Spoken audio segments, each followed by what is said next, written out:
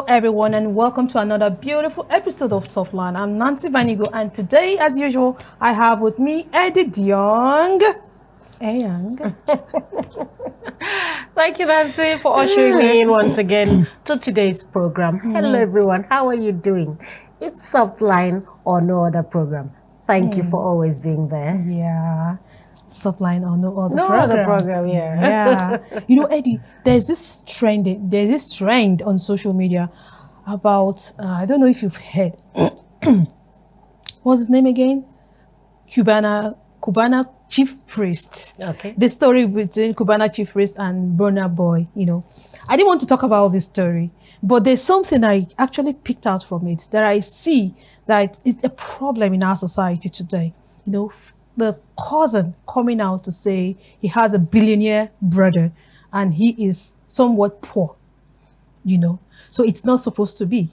And I remember once upon a time a video like that trended in this country where a brother came out calling out his brother who's based abroad and building a very big mansion, and the complaint was he, being the younger cousin, not even direct brother, being the younger cousin, sells building materials.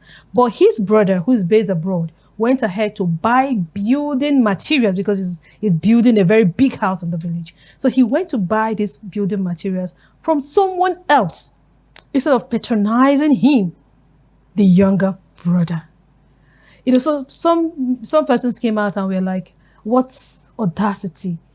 The man is free to buy what he wants to buy from anywhere he wants to buy. But what I'm trying to bring out is the sense of entitlement. Yeah. You know, in our culture, people tend to say, okay, when somebody is rich in your family, whether immediate or extended, they should extend that riches to everybody, regardless. So what's your take on this? If somebody is rich in your family, do you think you deserve or you are entitled to that riches? By force, so not with I beg. Okay, you just put a clause there. You know, so it's something I wish we could talk about it as a topic and not to chat about it. Yeah, I think so because too. I tell you something, entitlement mentality, a lot of people have that. That someone is rich in your family, yes, the person is supposed to help you. Even the Bible says we should help one another, right? Okay.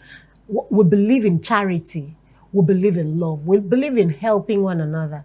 But don't feel entitled. Yes, there's a limit to which someone can give you help. So all you do is appreciate the little the person have done and don't be entitled about it. And I tell you something from the examples you have given. If it were a real life, as in, or I had the opportunity, it's real life actually. Yeah, it's but real. if I had an opportunity to interact with the cousin, I would ask, have you ever been given a responsibility, did you deliver? Because if this guy has bought building materials from you, and you probably gave him at a cutthroat price because you're trying to rip off him, I'm sure he would visit some other person. Now, if your materials are substandard, what do you expect him to do? There are a lot of factors that could come in that would hinder him not patronizing you. What are these things? So I don't like to join issues when I hear things like this. I gave you a typical example that just happened. Someone I know that does makeup, I recommended her for someone this January, but she was paid since October last year. Oh. And you know, she turned down the person. After collecting the money. After collecting full payments. And she wasn't remorseful about her action. She didn't turn up. She wasn't picking up calls, neither from the client nor myself who recommended her. And after the event, she was asked to make refunds. She did it without apologies. Oh, you get. And when I reached out to her to tell her that I was disappointed, she embarrassed me. She has really caused me embarrassment. I was the one that recommended her. You know what she told me? That I should have asked her what happened. And meanwhile, prior to this, I sent her a chat asking, are you having any challenge? What is it? You're not reaching out. You're not picking up calls. You're not reaching out. The day is fast approaching. 2 days to this event. No excuses. No reasons why you can't. No, you didn't even say you can't make it. Then you're coming out, you refunded the money because it was asked for. So am I supposed to recommend her next time? Now So that's you the see problem. these things. Now We that's need the to problem. get down to the root to know why this person is not helping. That's not to say that when you have money, And when you are more like helping. advantaged than your family members and friends, you shouldn't give a helping hand. But then, you at the receiving end, do not feel so entitled. All right. So in this case of Cubana, his younger brother, who says he's a phone repairer somewhere, probably he has been having these high hopes of Cubana has been helping a lot of persons, so she should have been able to help him, kind of take him out of this poverty. But unfortunately, the Cubana chief priest didn't do that. But Bruna Boy has done that now, because Bruna Boy called him close and gave him some amount of money. And that amount of money is definitely going to take him out of poverty if he uses it wisely. So a lot of persons are saying not tough luck, but good luck to him. But don't also forget about one thing in life. Your destiny helper doesn't necessarily need to be a family member. Exactly. God could just use anybody to help. That's the point. So that it could may not be your father, it may not be your mother, it may not be your blood relative or sibling. Exactly. A stranger could just be the person that will take you out of that situation. Well, all right. Let's look. I think you're just right. We have to use this to have a topic around this. Something this we sense can of talk entitlement about family and relation and all that. Oh, we'll go on a very short break and we'll be right back. Stay with us.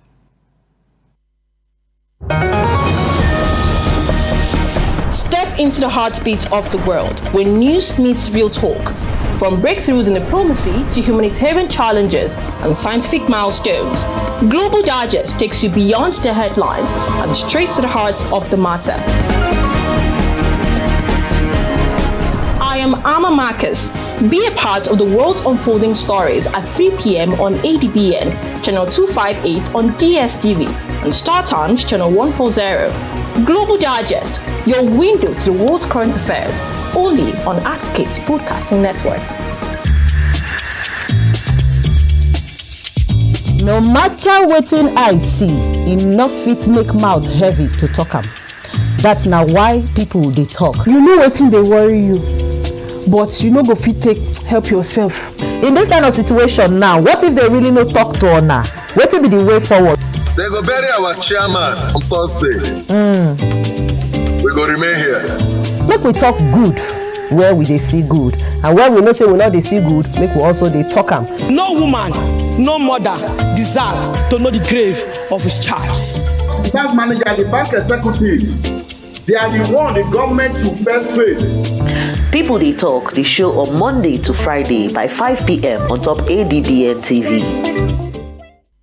Welcome back, everyone. So today we're going to talk about something that affects millions of women worldwide, yet often remains shrouded in silence and stigma: menopause. I want to start by acknowledging that menopause can be a challenging, emotional, and sometimes isolating experience, but I also want to assure you that you are not alone. In this conversation, we will create a safe space, to share, learn, and support one another. So joining us all the way from Barbados is the incredible Auntie Carol, a menopause awareness educator who has dedicated her work to empowering women during this transition. Let's break the silence and start a conversation that celebrates women's health, well-being, and resilience. Auntie Carol, you're welcome to the show. Hey, good afternoon, Nancy. Thank you so much for inviting me. It's so nice to have you, Auntie Carol. I'm so excited to have you on this show today. I'm a very big fan. I know I don't even know how to say it, but I'm excited whenever we're talking about this topic. And I see the good things you do, when we talk about menopause. So I'm excited to have you on the show to discuss menopause today.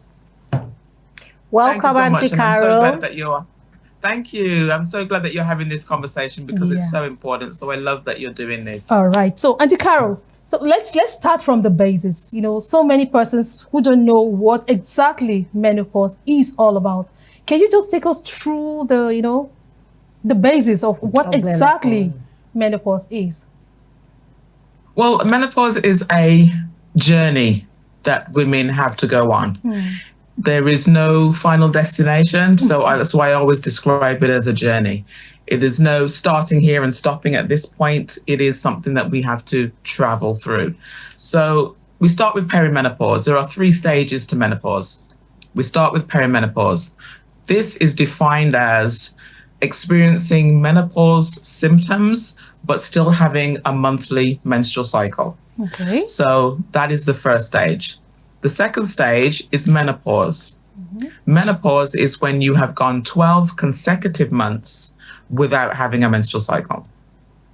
Once you've hit those 12 months, then you are considered post-menopause. And we remain post-menopause to the end of our lives.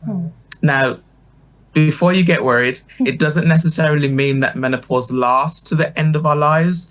It's just a terminology. The term post-menopause signifies a time frame from the end of menopause, a time frame from reaching menopause to the end of your life. It doesn't signify that your symptoms will stop or get any worse or carry on. It means nothing in relation to your symptoms. It's just a name given to a period of time.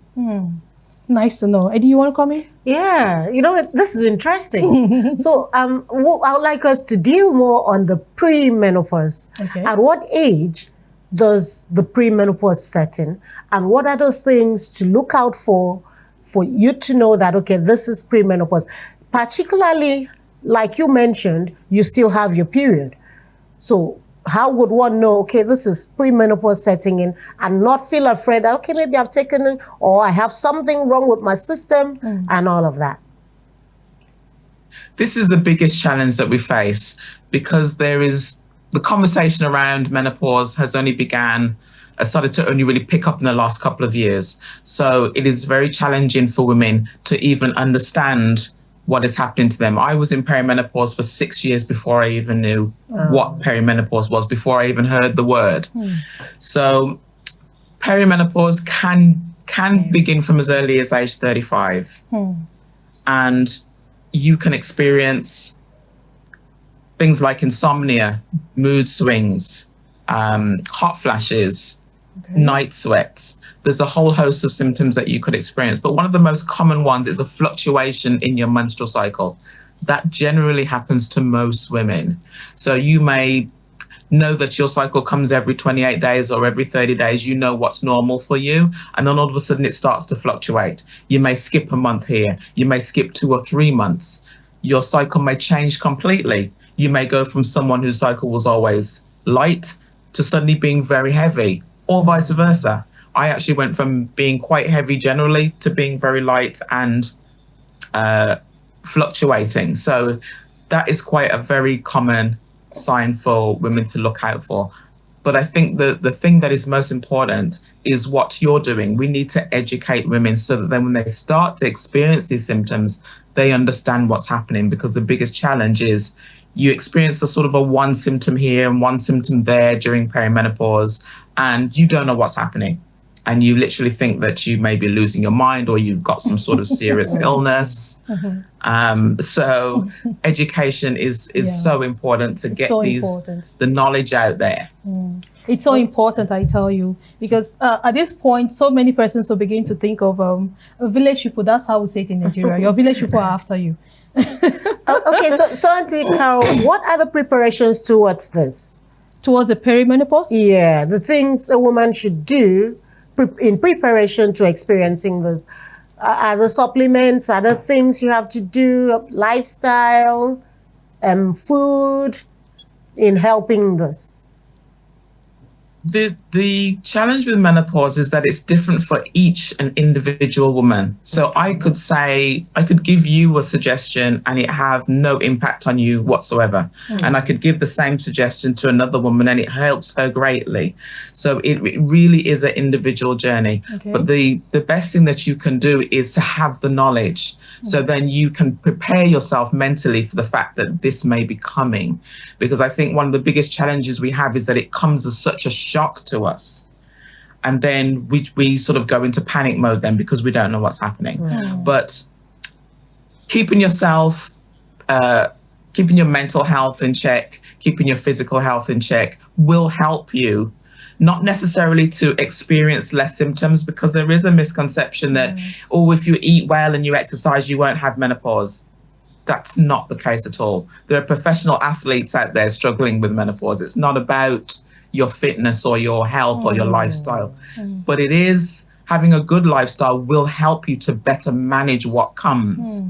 So for younger women, I would say, try to balance your life, keep your mental health stable, try to live a healthier life, make sure you're eating properly, sleeping properly, because sleep becomes very, very important. And generally just living as healthily as you can so that when menopause comes, you're better physically and mentally able to manage what's coming. All right. I think that the most important thing is knowing about it, just like we're trying to create this awareness. You know, like I was trying to say before, when it happens to some persons, they say, you know, kind of spiritual thing. You know, I hear a lot of people talk about, you know, say things, this perimenopause or menopause signs as being spiritual. So creating awareness about all this is very, very important. But I would like to know, Auntie Carol, before you got to this point, or what exactly made you start or made you become an advocate for menopause, an educator for menopause? You know, how did it start? What pushed you to it? Well, I would like to say that I had this lofty purpose, but I really didn't. It was all sort of accidental. I had been struggling for many years with my perimenopause symptoms, but when I finally understood what was happening, my first question was, why didn't anybody tell me? I grew up around very strong, very outgoing, very outspoken women, and none of them ever said, well, Carol, they got this thing called menopause and it's like this. And to be honest, I was a little bit angry. But then as time went on, I started to understand that somebody can't tell you what they don't know. They didn't have that knowledge, so they couldn't pass it on to me. So then I sort of mentioned this on my Facebook page. I was just sort of ranting one day because I was kind of upset. And so many people that I've known for years all said, oh, but I'm experiencing that. That's me. I've had that. And I just said to myself, this is crazy. How can I have known so many of these women for so many years and none of us ever had this conversation and none of us knew that each was experiencing this because we were all roughly around the same age. So I just started to have more conversations on my Facebook page. And one day I've always been on social media. I've always been someone who's been active on social media. And I had wanted to go onto TikTok to talk about my starting a business at age 45. And I went onto TikTok to do that. But then when the conversation around menopause started to happen on my own Facebook page, one day I just decided to create a video on TikTok about menopause. And that video went viral. I can imagine. So I was so shocked. I was so shocked. And I just thought, well, obviously this is a conversation we should be having, and it's ridiculous that we're not having it when it's something that we should all be doing. So I said, well, if it means that I just sit down in front of my camera and talk about it, that's easy. I can do that. So I said, yeah, I'm going to have more of these conversations so that I can learn and others can learn as well. Yeah, all right. One more comment, okay? Let's talk about some of the myths and misconceptions about menopause you would like to debunk, because I know you've come across so many of them. So let's hear them, and those ones you would like to debunk. I think the most important one is probably the most controversial one, and that is that the mainline treatment for women in menopause is hormone replacement therapy, HRT. But it has become a sort of a taboo, very controversial topic because many, many years ago, a study came out saying that HRT caused breast cancer. And unfortunately, even though the body that did that research had to come back later and said, look, we made a mistake, the damage was already done. And there became this idea that if you take hormone replacement therapy, you'll develop breast cancer. We know for sure, absolutely, that is not the case now. So many women are out here suffering when they don't need to, simply because of a study that was done 22 years ago. It's not even recent information, unfortunately. So there's that. And then there's the belief that there's only a couple of symptoms, and that becomes very, very alarming. So I myself thought of menopause as something that I'd have some hot flashes, maybe mood swings, I'd be uncomfortable for a few years, and then I'd go back to normal. That was my view of it. And many women think that it's something that they'll just pass through quickly and then they'll go back to their old selves. But unfortunately, menopause is something that will change you. There is no going back to who you were. It is a time to develop a new you. It is a time to look at yourself and decide who you want to be for the second part of your life, instead of looking at it as something that I'm going to have to go through, but then I'll be good afterwards. Unfortunately, that's not the way menopause goes. So that's a common myth that I come across. And then there's the other of, again, eating well and exercising will get rid of your symptoms. It won't. It will help you to manage them better, but it won't cure you of your symptoms. Only a whole host of different changes can do that, like the hormone replacement therapy, like having something like cognitive behavioral therapy, which helps with mood swings and insomnia and the other symptom, night sweats. So you have to look at it holistically. Okay. All right. Okay, so Auntie Carol, does menopause affect a woman's sexual life? Oh, absolutely. Yes, that is one of the biggest challenges with menopause, because estrogen can affect so many areas of our body, literally from head to toe.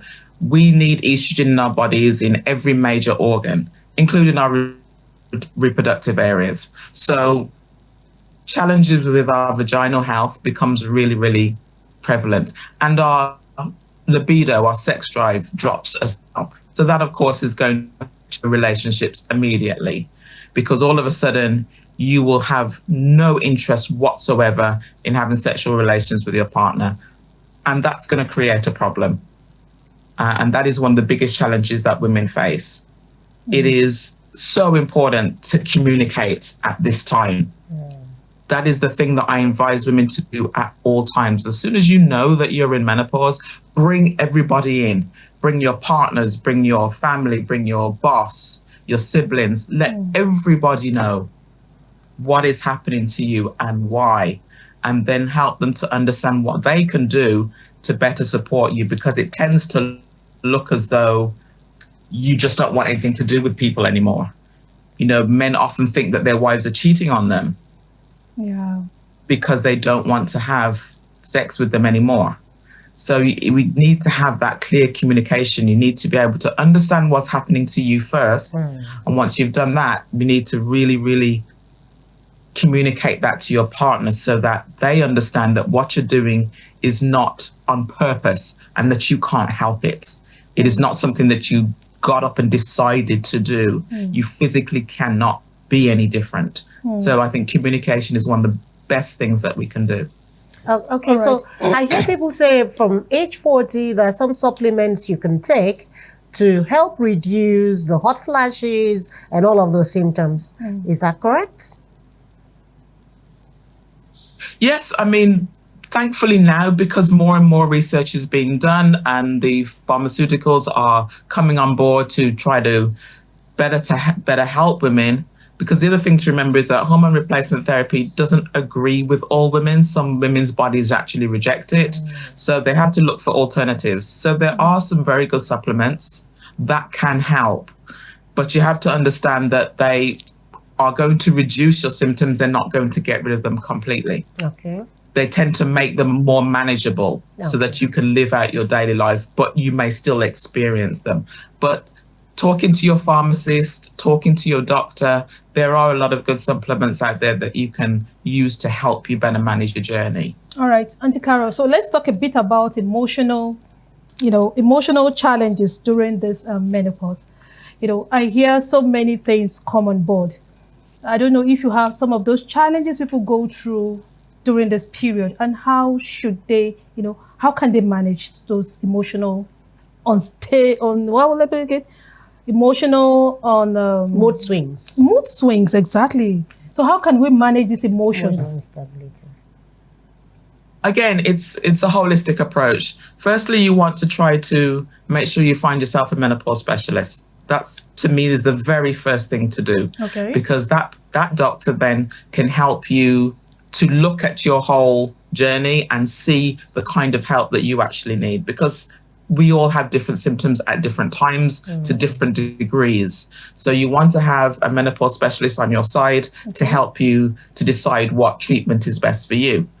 But then you also want to have support. So again, you need to talk to your partner, your boss, your children, make them understand that this is something that is going to be affecting you probably for a long time, and you need to have their support. Because when you try to do it alone, which I unfortunately did, I don't recommend it at all. It is so challenging to try to keep it all in and keep it to yourself. It's not the way to go at all. Try to get as much support as possible. I went through a period of panic attacks, anxiety, mood swings, paranoia, extreme paranoia, to the point where sometimes I wouldn't even leave the house. And unfortunately, I had to keep that all to myself. And I got to the point where I knew that something bad would happen if I didn't seek help. So that's when I went on a mission to try to find a doctor, and thankfully I did find one.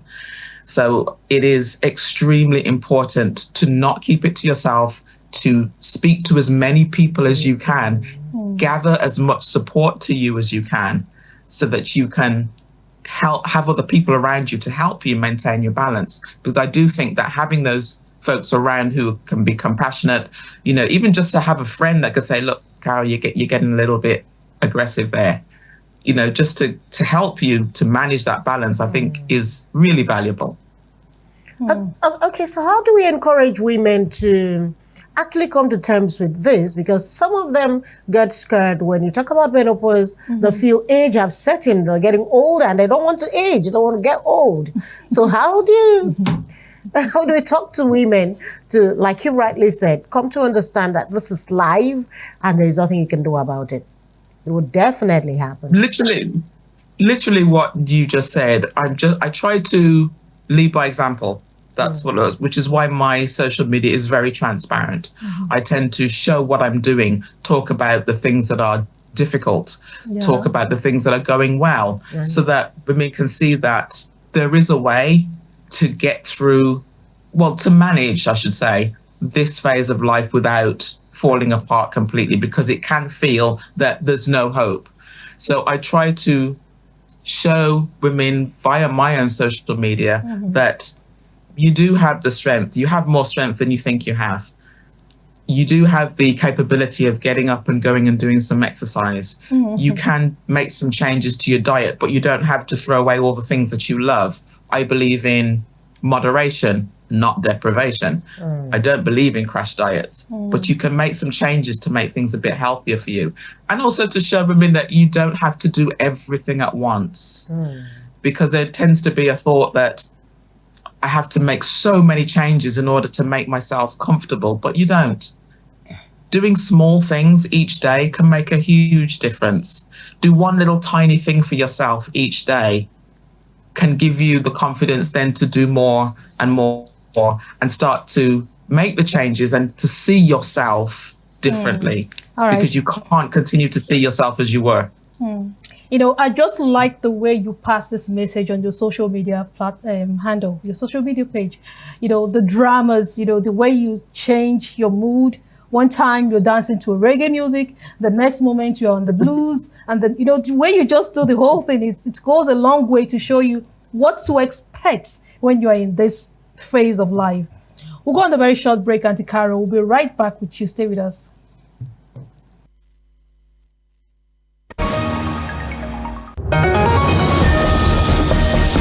Step into the heartbeat of the world, where news meets real talk.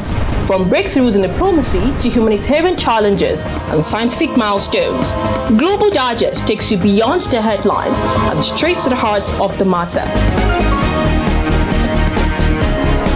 I I am Amma Marcus. Be a part of the world unfolding stories at 3 p.m. on ADBN, channel 258 on DSTV, and Star Times, channel 140. Global Digest, your window to the world's current affairs, only on Advocate Broadcasting Network.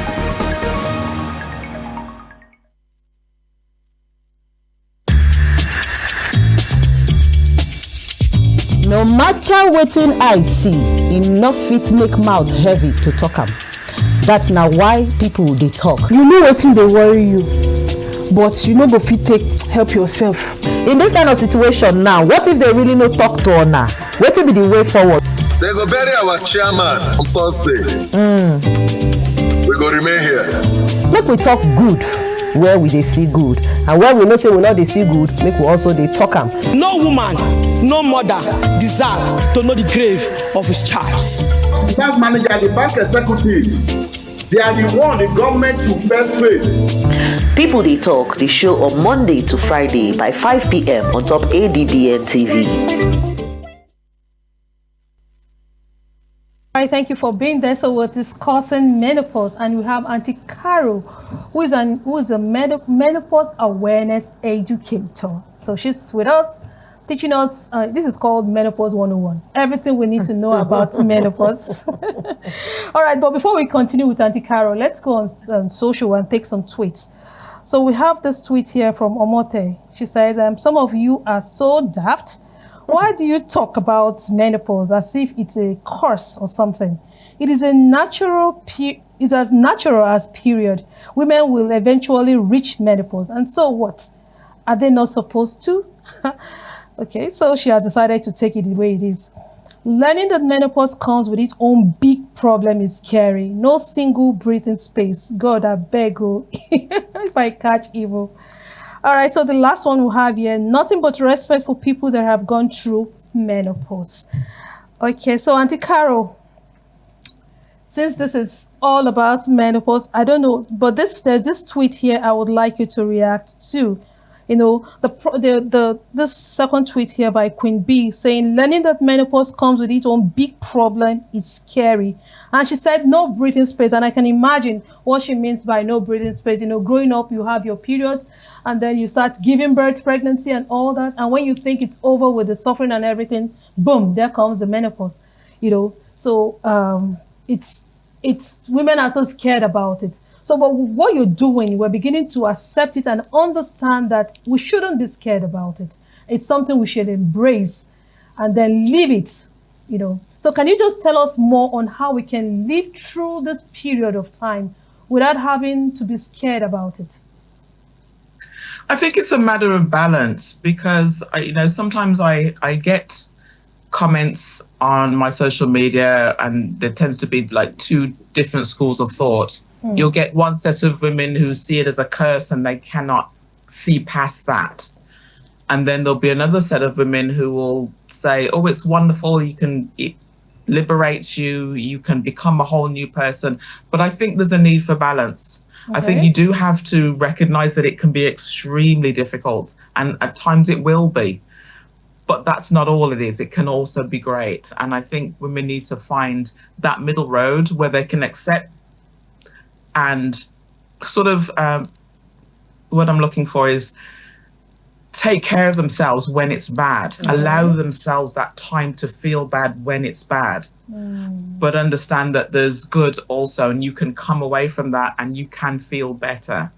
So you're not trying to do one or the other. You're not trying to hype yourself up and act like it's okay, but you're not deep in depression either. We have to find a way to get that balance. And I think the way to do that is through gaining knowledge. When we understand that it's not just all bad symptoms and there's nothing we can do about it, then we are happier to understand that we can do something, we can get treatment, we don't have to suffer all the time, because we really don't. Once we understand that, then you can look to be more positive in your life. But when you're thinking that all there is doom and gloom, it's very difficult to come out of that. Okay. Can we talk a little bit about menopause and weight gain? I hear some persons say once you get to that stage, you begin to add weight. How true is that? Absolutely true. It took a long time for me to actually start gaining weight, and I'll tell you a story. It was so strange. In August 2023, I started working out with a personal trainer because I'd seen my menopause specialist and she had given me a plan for managing my symptoms, which included hormones, it included lifestyle changes, and included exercise. So she introduced me to a trainer and I started to see him. Everything was going great. But around December, I took a video of myself at the gym just to post on my social media. And I noticed something that I for some reason didn't notice before. My stomach was just ballooning out. And I thought, that's odd.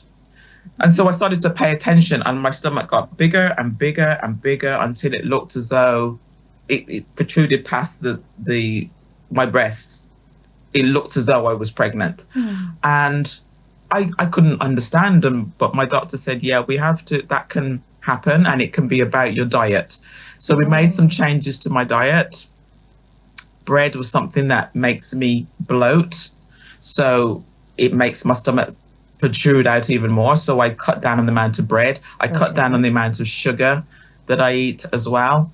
And that started to help me to reduce my stomach, started to go down. And then I started to do exercises specifically for my stomach. And thankfully, it started to come back down to a reasonable level now. But weight gain is a real problem. And again, it has to be tackled on many different fronts. How you see yourself, your vision of yourself, your lifestyle, your diet, and exercise. We must exercise during menopause. There's no ifs or buts about it. We have to move our bodies, or else we will really suffer more than we need to. Okay, Santa Carol, at the post level now, after the menopause have set in, after the pre and the menopause, so at the post, are there moments, what are things we should really expect? Will the hot flashes reduce? I'm actually, Nancy and I are your students here, so just go ahead and educate us more on all of those. I really dislike the term postmenopause, and I'm so sorry that somebody created that term, because it suggests that it's the end, when that's not the case at all. So postmenopause, like the other 3 stages, is completely individual journey.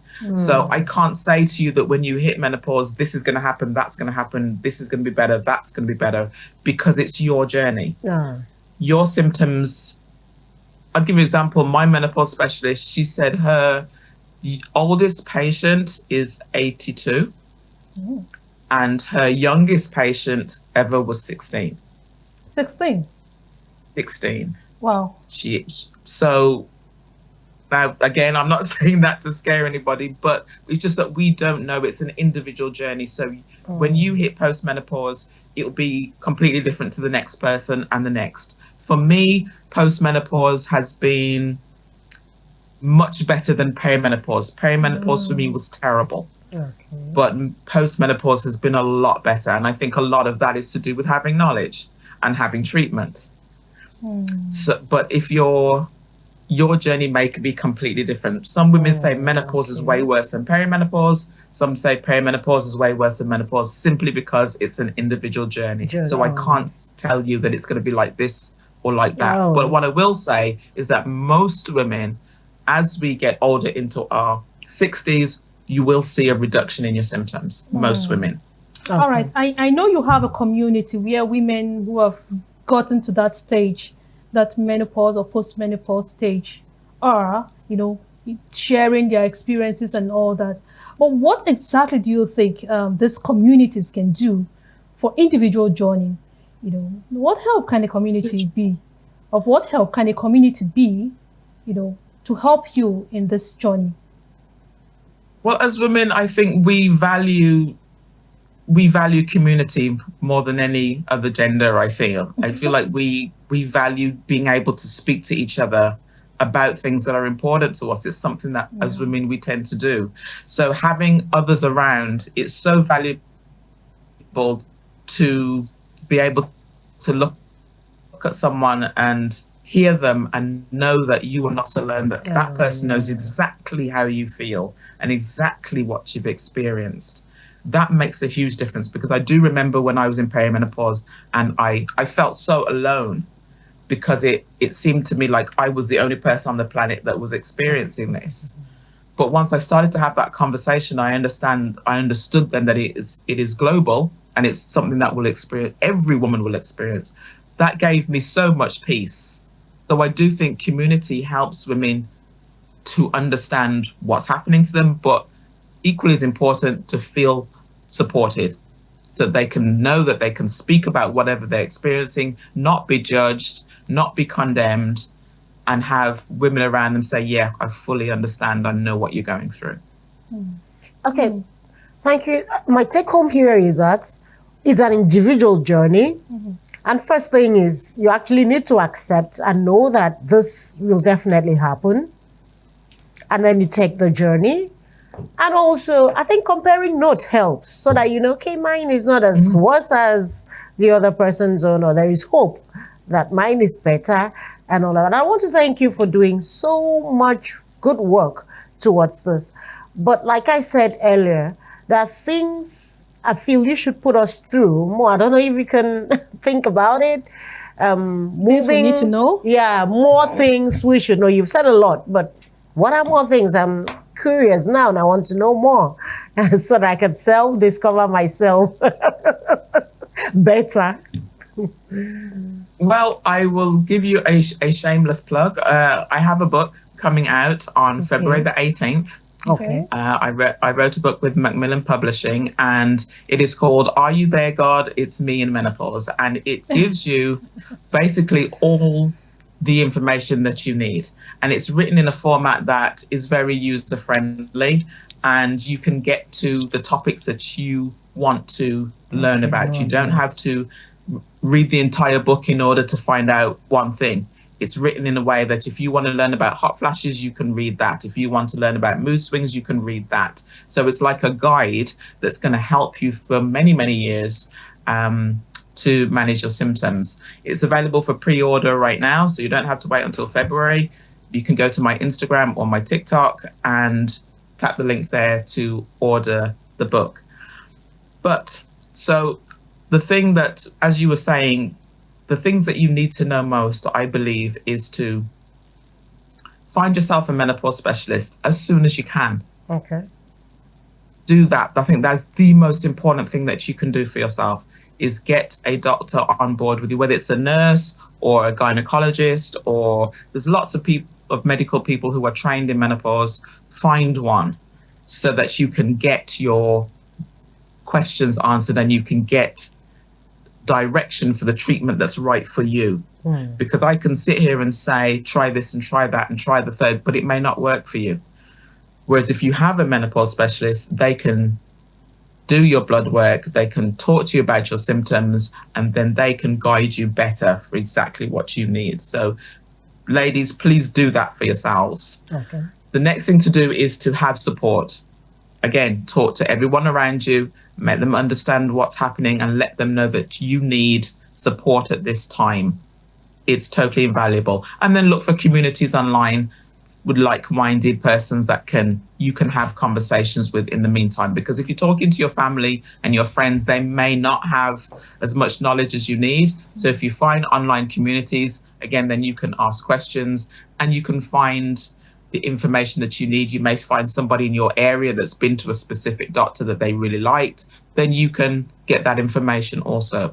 I'm trying to create a directory of specialists here in the Caribbean and hopefully in Africa as well, so that I can say, look, this is a resource, because you've got one for the US, you've got one for the UK, but there isn't one for anywhere else.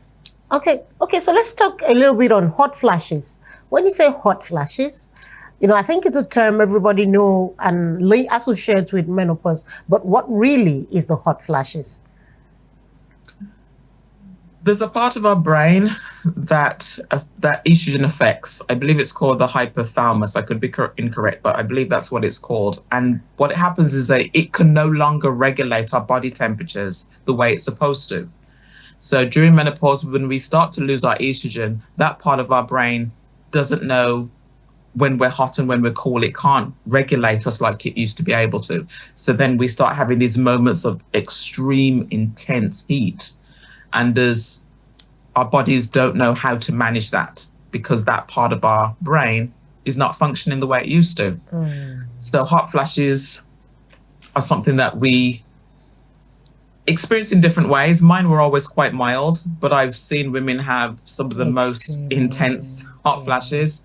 It's not a comfortable thing, but it is something that we definitely have to learn to manage because it's one of the most obvious and intrusive symptoms.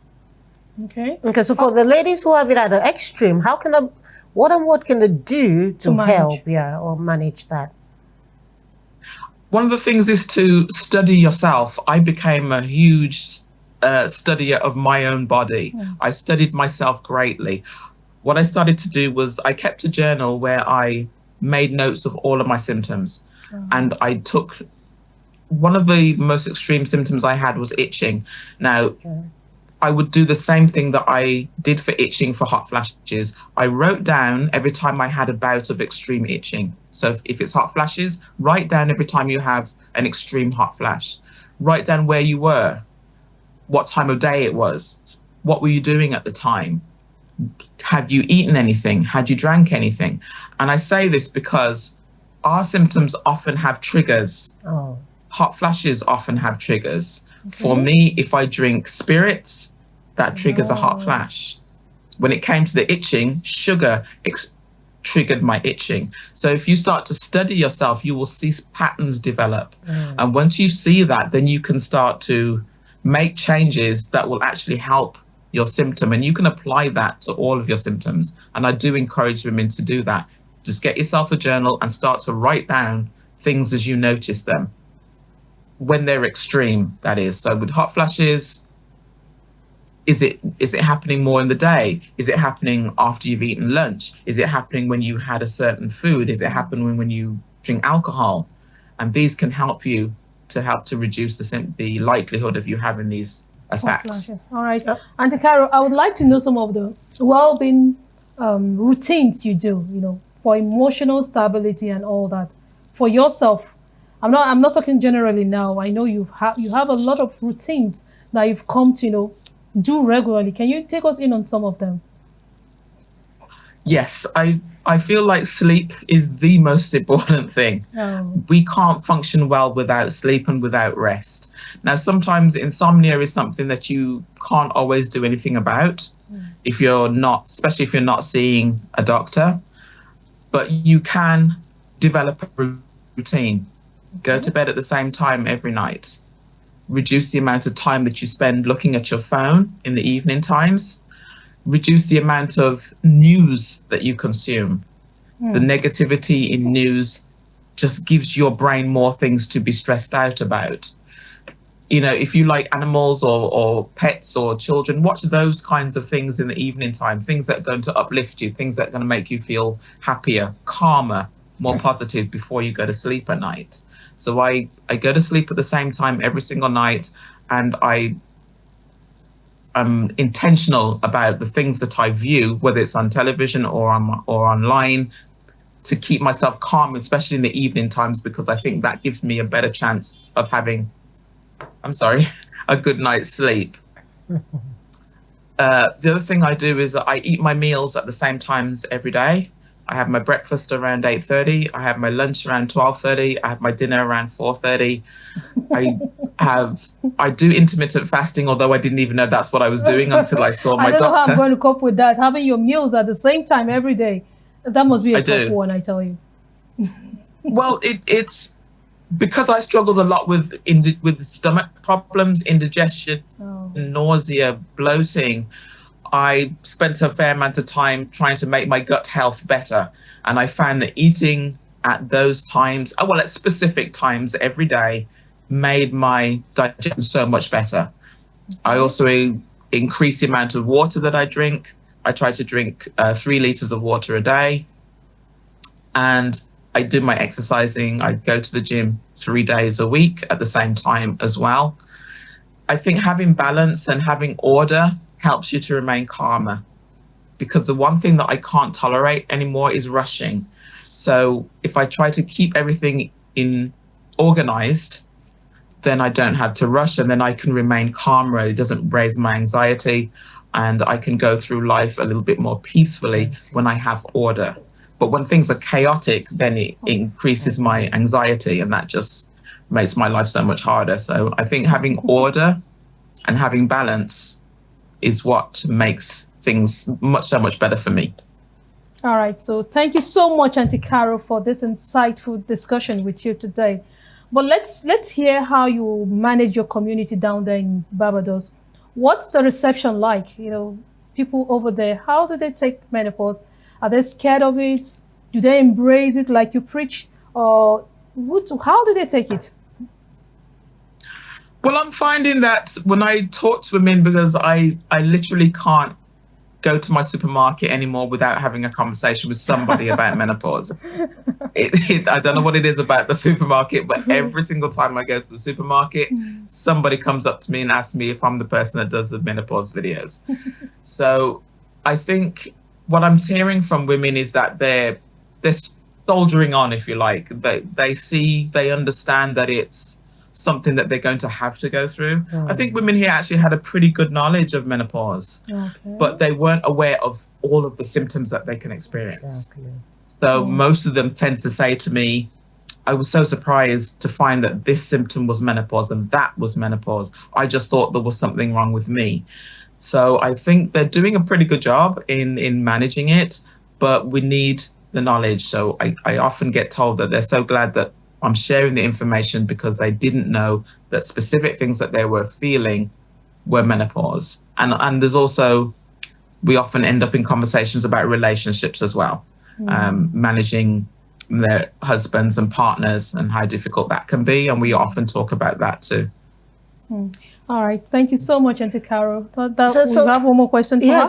just one more thing. Okay. What do you say to women? How do you encourage them to still enjoy sex during menopause, being that it's one of the things, Well, the first thing you have to do is to treat your low libido, because that is the problem. So if it's a case of vaginal dryness, you can buy over-the-counter treatments for that.